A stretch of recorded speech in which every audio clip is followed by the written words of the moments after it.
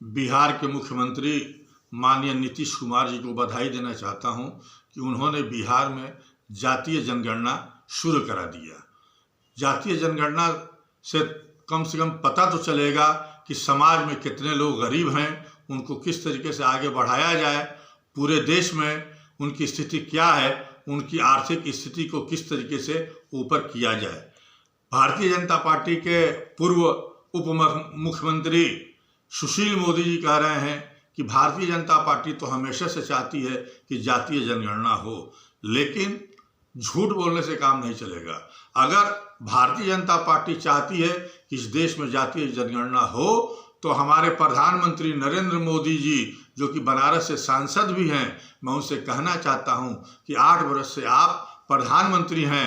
अगर आपके अंदर ईमानदारी है तो आप पूरे देश में जातीय जनगणना कराइए, ताकि हर जाति के बारे में पता चल सके, गरीबों के बारे में पता चल सके, उनकी आर्थिक स्थिति किस तरह से सुधारी जाए, इसके ऊपर काम हो सके। और अगर ईमानदारी है तो आपकी जहाँ जहाँ सरकार है, उत्तर प्रदेश में माननीय योगी जी मुख्यमंत्री हैं, आपकी सरकार है, मैं माननीय योगी जी से मांग करता हूं कि आप उत्तर प्रदेश में जातीय जनगणना कराइए, ताकि गरीबों का पता चल सके, उनका उत्थान हो सके, उनका विकास हो सके, वो आगे बढ़ सके।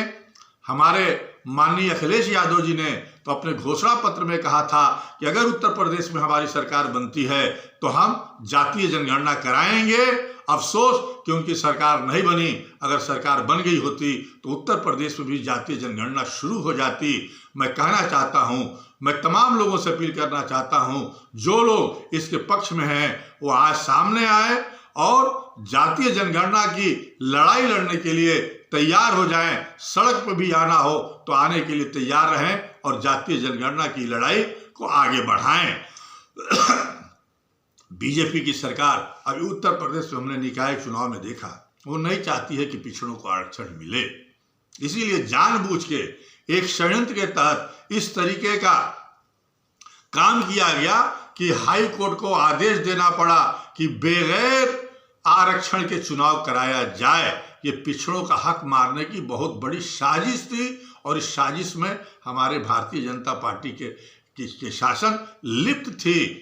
अब तो मामला सुप्रीम कोर्ट में गया है और सुप्रीम कोर्ट ने आदेश दिया है और कहा है कि 31 मार्च तक जो है चुनाव नहीं हो सकता, और 31 मार्च के बाद जब एक कमीशन रिपोर्ट देगी उसके बाद से ही चुनाव हो सकता है।